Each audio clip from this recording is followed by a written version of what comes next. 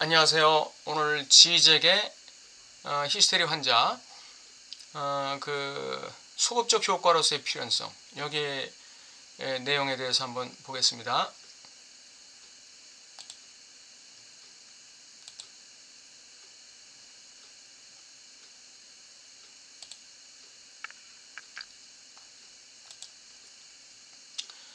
네, 소급적 효과로서의 필연성. 개념은 자기 발전 안에서 나눠지고 자신의 외재성을 필연적으로 우연의 장으로 상정한다. 이게 헤겔의 변증법이 진행되기 위한 전제 조건입니다. 개념의 자기 발전이라는 거, 자신의 이 자기 매개를 통한 자기 성장이라는 거, 이것은 자신의 외재성, 이 자신의 외재성이라는 것은 자기가 꼴보기 싫은 모습이죠. 자기가 외면하고 싶은 모습, 자기가 혐오하는 자기 자신의 모습, 이걸 필연적으로 우연의 장으로 상정해야 돼요. 다시 말하면 자신의 어떤 이 못난 부분이나 혐오스러운 부분이나 보기 싫은 이런 부분들을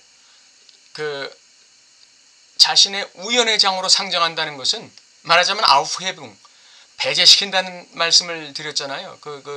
외제화시킨다. 예. 끄집어내가지고 대상화시키는 걸 말하는 거예요. 끄집어내서 대상화시키는 거. 왜 끄집어낼까요? 그것을 내가 참조하기 위해서 끄집어내는 것이죠. 감추지 않고. 이 모든 것은 다수의 우연적 조건들을 통해 실현되고 자기에게 되고 표명되는 본질적 필연성의 형상을 상기시킨다. 본질적 필연성의 형상. 이게 개념이기도 하고 자기 개념이기도 하고 자기 정체성이기도 하고 자기 동일성이기도 한 것이죠. 예. 자기 동일성. 자기 동일성은 동일한 자기가 아니라 계속해서 자기 매개를 통해서 자기 발전해 나가는 자기가 바로 자기 동일성입니다. 나폴레옹의 출현은 역사적 필연성이다. 그러나 이 필연성이 나폴레옹이란 인물 안에서 실현된 것은 바로 우연에 의해서예요. 프랑스 혁명을 통해서 나폴레옹이 출현했을 때 그 나폴레옹이 출현한 것은 역사적으로 필연성이에요. 그러나 이 나폴레옹이 출현하게 된 과정들, 그것은 우연에 의해서 이루어지는 것이죠. 우연이 필연을 만드는 것이죠. 필연은 운명적으로 정해진 게 아니라 나폴레옹은 운명적으로 나올 수밖에 없었던 인물이야가 아니라 바로 나폴레옹이라는 필연성이 나오게 된 것은 우연적인 현실의 조건에 의해서 그런 거예요. 현실의 그 과정의 우연성에 의해서 이루어진 것이죠. 필연성은 일련의 우연적 조건들을 통해 실현된다. 따라서 우연성은 숨겨진 필연성의 출현 형식이다. 필연성의 출현 형식이 바로 우연성이에요. 필연성의 출현 형식. 필연성은 우연성을 포함하고 지향한다. 네. 이게 자기 동일성이죠. 필연성은 나라는 존재의 필연성은 나라는 존재의 우연을 참조하고 포함하고 외제화시키고 대상화시켜서 참조해서 만들어지는 결말이 바로 이 필연성이죠. 나라는 필연성입니다. 나라는 존재의 필연성. 자기 동일성, 모든 차이를 매개하고 제거하며 필연성의 모든 우연성을 매개하고 제거한다. 아시겠죠? 예, 나의 모든 차이, 나라는 존재의 이 숨어있는 또는 꼴보기 싫어서 묻어놓고 있던 그런 나의 차이, 낯선 거, 이 보기 싫은 거를 매개하고 제거한다. 이게 무슨 말이에요? 이게 아우프헤붕이에요. 아우프헤븐.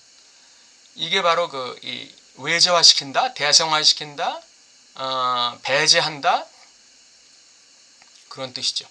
모든 차이를 매개하고 제거하며 필연성의 모든 우연성을 매개하고 제거한다. 그래서 자기 동일성으로 돌아가는 것입니다. 이 자기 동일성은 이전의 자기와는 다르지만 이전의 자기와 같은 거예요.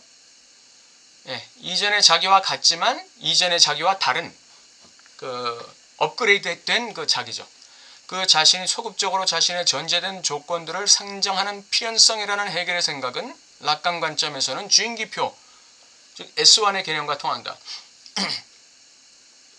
예, 자신이 소극적으로 자신의 전제된 조건들을 상정하는 이 필연성이라는 이 해결의 생각, 이 필연성이라는 해결의 생각은 소극적으로 자신의 조건들을 상정하는 것이에요. 자신의 조건들을 필연적인 것처럼 상정하는 것이에요. 이 필연성이라는 게, 해결의 필연성이라는 것, 소극적 효과로서의 필연성, 이 해결의 필연성이라는 것은 자신의 전제된 조건들을 마치 필연적인 것처럼 상정하지만 그 필연적인 것처럼 상정된 그 조건들 속에는 근본적으로 우연성이 있다는 것이죠. 락강 관점에서 주인기표와 통한다. 우리가 실현된 가능성, 즉 필연성을 다룬다면 그것의 실현 조건은 우연적이다. 필연적인 것 같은데 그 안에 우연성이 있는 거예요. 근본적으로 우연성이 있는 거예요. 그러나 우리가 실현의 과정을 그것의 결과로부터 파악한다면 필연성이 있다. 예.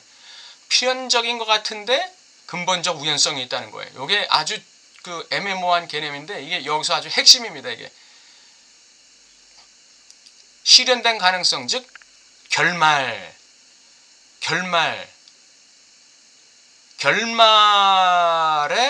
입장에서 그 결말을 만들어낸 과정들, 그 실행된 과정들을 파악할 때 그 과정들은 필연적인 것이지만 그건 근본적인 우연성을 가지고 있다. 그겁니다.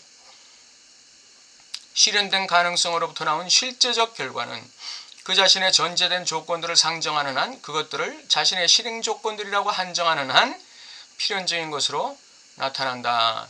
예, 실현된 가능성으로부터 나온 실제적 결과, 이것은 필연적인 것처럼 나타나는데 마치 자기를 만들어낸 어떤 그 과정의 전제된 조건들을 상정하는 한, 자기를 도출시킨 어떤 그 과정의 실행 조건들을 자신의 것으로 한정하는 한, 이 실현된 가능성으로부터 나온 이 필연성으로부터 나오는 실제적 결과, 예, 이 필연성이라는 거, 이 필연성은 필연적인 것처럼 나타난다. 일련의 우연한 조건들로부터 한 사물이 실현될 때 소극적 효과가 생산된다.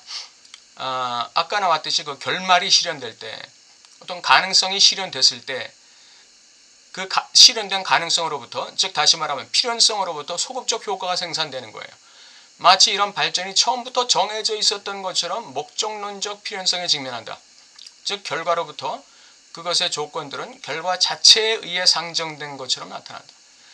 결과가 과정을 상정한 것처럼, 이렇게 결과가 조건들을 필연적인 것으로 만든 것처럼 그렇게 나타나는 거예요. 해결의 목적론을 위한 열쇠는 따라서 기피의 소극적 운동 안에 찾아야 한다.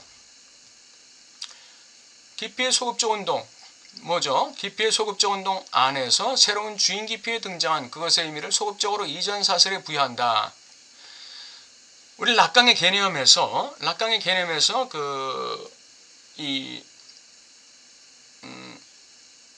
의미연쇄 운동 있잖아요. 의미연쇄 운동이 바로 그 이전 사슬에 해당되는 것이죠. 의미의 연쇄 운동 또는 의미 사슬의 그 의미 사슬, 이것이 그 이전 사슬에 해당되는 것이에요. 그 의미 사슬의 의미 작용 운동을 통해서 뭐가 나타납니까? 단절이 나타나고 이 S1이 나타나는 것이죠. 주인기표가 나타나는 거예요. 그러니까 그 주인기표는 소극적으로 그 이전의 그 의미 작용의 운동에 어떤 의미를 부여하게 되는 것이죠. 예. 해결의 필연성은 기적적으로 혼돈을 새로운 조화로 변화시키고 법칙 없는 시리즈를 법칙 있는 시리즈로 변형시키는 바로 S1의 필연성이다. 해결의 필연성이라는 것은 그 이전의 모든 혼돈, 모든 이 과정, 이런 것들을 마치 하나의 그 조화, 하나의 법칙으로 바꿔버리는 그러한 필연성이다 이거죠. 예. 과거의 모든 그런 그 이전 사실의 의미를 부여하는 필연성이다. 변증법은 최종적으로 어떻게 필연성이 우연성에서 태어나는가의 과학이다. 예, 해겔의 변증법은 필연성이 어떻게 우연성으로부터 태어나는가에 대한 과학이에요. 우연과 필연성의 변증법적 단일성은 단지 S1의 등장이 필연성을 탄생시키는 몸짓이 그 자체로 철저히 우연적인 것이라는 것 안에 있다. 필연성을 탄생시키는 목적이 필연적인 것처럼 보이지만 그것이 철저하게 우연적이라는 것이에요. 예. 그것은 필연성 자체가 철저한 우연성에 의존한다는 것 안에 있다. 예, 요게 요 소급적 효과로서의 필연성의 아주 그 두 번째 핵심입니다. 예, 이것이에요. 필연성 자체가 철저한 우연성에 의존한다. 예, 이것이 이 소급적 효과로서의 필연성의 두 번째 아주 그 중요한 이 핵심이에요. 변증법적 접근의 모든 노력의 임무는 최종 결과가 처음부터 정해져 있었다는 소급적 환각에 굴복하지 않는 것이다. 즉 필연성의 도착을 좌우하는 우연성에게서 눈을 떼지 않는 것이다. 필연성은 우연성에 의해서 좌우되는 거예요. 예. 그 우연성이라는 게 뭘까요? 그게 주체의 선택이고 결단이죠. 예. 낯설게 하기. 가장 친숙한 것, 가장 자연스러운 것은 완전히 우연적이고 어색한 것처럼 나타나야 한다. 이게 아까 여기 처음에 아까 봤던 자기동일성에서 모든 차이를 매개하고 제거하며 필연성의 모든 우연성을 매개하고 제거한다는 이 말이에요. 이 모든 차이라는 거, 이게 낯선 것이거든요. 이 낯선 것을 외제화시켜라 이거죠. 예. 낯선 것을 외제화시켜서 나의 낯선 면을 외제화, aufheben 시키는 것만이 진정한 해결적 자기발전의 변증법을 만든다. 예. 그래서 이 낯설게 하기를 굳이 해야 되는 이유가 가장 친숙한 것, 가장 자연스러운 것이라는 것은 이 완전히 우연적이고 어색한 것처럼 낯선 것처럼 나타나야 한다. 이것 때문에 낯선 것을 aufheben 시키는 것이 그렇게 중요하다는 것이죠. 해겔의 변증법은 연역법적 결말도 귀납법적 결말도 아니며 결과적인 입장에서 하나하나의 과정을 갖다가 설명하는 그런 것도 아니에요. 예. 그리고 귀납적인 하나의 선적인 어떤 역사의 발전의 결과로서 나타나는 결말, 이런 귀납법적 결말도 아니고 운명론적 결말도 아니에요. 뭐 이렇게 가나 저렇게 가나, 서울로 가면 되니까 이렇게 가나 저렇게 가나 결말은 정해져 있는 거야. 그런 운명론적 결말도 아니라는 거죠. 선적인 순서를 뒤바꾸고 역사를 결말에서부터 시작하는 결말에서부터 시작으로 이야기하는 이런 절차는 이 선적인 순서를 뒤바꾼다는 말, 예, 이 선적인 순서를 뒤바꾼다는 거, 역사를 결말에서부터 시작하는 이야기, 이런 절차는 이 결말의 근본적 우연성을 보게 해준다. 결말, 이것은 필연성이라고 그랬죠. 결말은 필연성인데 여기에 근본적 우연성이 있다는 거죠. 예, 이 결말의 근본적 우연성. 결말은 필연성이에요. 예, 결말은 필연성인데 그 필연성에는 근본적 우연성이 있다는 것이죠. 결말에 대한 이런 예견된 알만이 사건들의 유기적 연속의 겉모습을 변질시킬 수 있다. 예. 결말에 대한 이런 예견된 알미, 이거 굉장히 이게 굉장히 중요합니다. 이게 이것이 오늘 또 하나의 핵심이에요. 이게. 예. 결말에 대한 이런 예견된 알만이 사건들의 유기적 연속의 겉모습을 변질시킬 수 있다. 나의 인생에 대한 예견된 알은 나의 인생의 질을 변화시키는 거예요. 우리의 인생의 결말에 대한 나의 알은 무엇인가? 나는 내 인생에 대해서 어떠한 예견된 알을 가지고 있는가? 그 나의 인생의 결말에 대한 예견된 알이 나의 인생의 유기적 연속의 겉모습들을 변질시킬 수 있다는 거예요. 질적으로 고양시킬 수 있다는 것이죠. 목적론이 진화론으로 지탱되는 것과 마찬가지로 근본적 우연성은 선적인 서술 안에서 가장 잘 은폐된다. 즉 과정은 필연적인 것으로 보이지만 그 안에 근본적 우연성이 감춰져 있다. 예, 이것이 굉장히 중요한 개념이죠. 예, 과정은 필연적인 것처럼 보이지만 그 안에 근본적 우연성이 감춰져 있다. 근본적 우연성이 선적인 서술 안에 가장 잘 은폐된다. 목적론이 진화론으로 지탱된다. 아까 우리가 얘기했지만 이 의미사슬의 연쇄라는 진화론을 통해서 S1 주인기표라는 목적론이 나오는 거 아니에요? 예, 의미사슬의 연쇄가 없으면 이 단절이라는 거, 이 필연이라는 거, 이 S1이라는 거, 주인기표라는 게 나올 수가 없는 것이죠. 그래서 이 의미사슬을 계속해서 연쇄를 운동을 해야 돼요.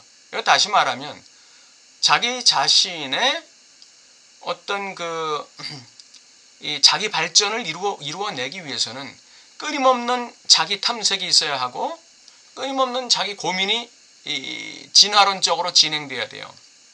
그렇게 될 때 거기서 뭐가 나오느냐? S1이 나오는 것이죠. 주인기표가 나오는 것이죠. 우리 인생의 끊임없는 도전, 끊임없는 시험, 끊임없는 어떤 이 열정의 어떤 지속, 연쇄를 통해서 뭔가 나의 인생의 어떤 목적, 필연, 결말이 다가오는 것이죠. 예, 아무것도 안 하면 아무것도 이루어지는 게 없다는 것이에요. 예, 무언가를 할 때 그게 비록 실패라 할지라도 그러한 실패의 연쇄를 통해서 궁극적 결말이 나온다는 것이죠. 그래서 그 과정이 필연적인 것처럼 보이지만 그 안에는 근본적 우연성이 감춰져 있다는 건 뭡니까? 바로 자기 자신의 선택과 결단이 거기에서 작동한다는 것이죠. 네, 그냥 자동적으로 필연적인 것처럼 보이는 게 아니에요. 과정이. 거기에는 그러한 고통 속에서 자기의 선택과 결단이 전제되어 있다는 것이죠. 그게 근본적 우연성이에요. 그래서 오늘 소급적 효과로서의 필연성, 이거 굉장히 좀 어떻게 보면 좀 난해하기도 하고 예도 많이 나오고 하는데 얘는 제가 생략했습니다. 그래서 결론적으로 이 지적이 이 소급적 효과로서의 필연성이라는 제목의 글을 통해서 하고자 하는 얘기를 제가 좀 나름대로 정리를 했어요. 첫째, 필연성은 철저하게 우연성에 의존한다. 그 우연성은 나의 선택과 결단과 행위이다. 예. 하나의 행위를 하지 않으면 한 걸음의 발걸음을 내딛지 않으면 아무것도 이루어지지 않는다는 거예요. 옛날에 이스라엘 백성들이 요단강 건널 때 제사장이 법궤를 메고 창일하게 넘치는 요단강 흙탕물에 발걸음 하나를 탁 집어넣었을 때 요단강 물이 갈라졌어요. 갈라지고 나서 가는 게 아니에요. 그 물에 발걸음을 전진했을 때 물이 갈라졌어요. 나의 인생의 결말에 대한 알은 매우 중요하다. 우리의 인생의 과정에서의 모든 선택은 나의 인생의 결말에 대한 알미 좌지우지하기 때문이다.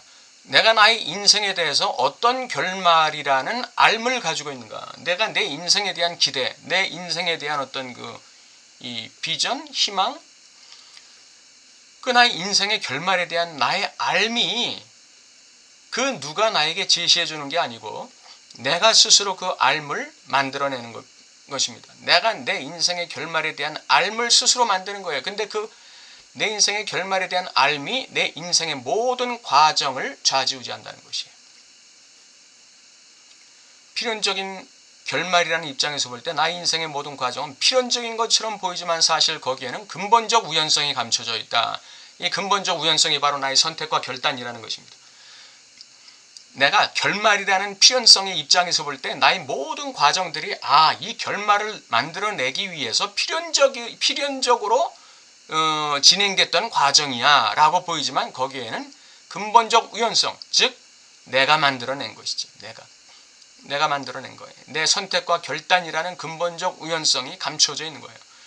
즉 그 누구도 아닌 내가 만든 인생이면 내가 만든 결말이라는 것이다. 이게 이제 오늘 주제에 대한 결론으로 제시할 수 있는 것들이 아니냐 이렇게 생각합니다. 오늘 여기까지 하겠습니다. 계속해서 그 우연과 필연에 대한 그 얘기들이 나오고 있죠. 네, 한번 내 인생의 그 우연, 내 인생의 필연 거기에 대해서 한번 다시 생각하는 기회가 됐으면 좋겠습니다. 다음 시간에 뵙겠습니다.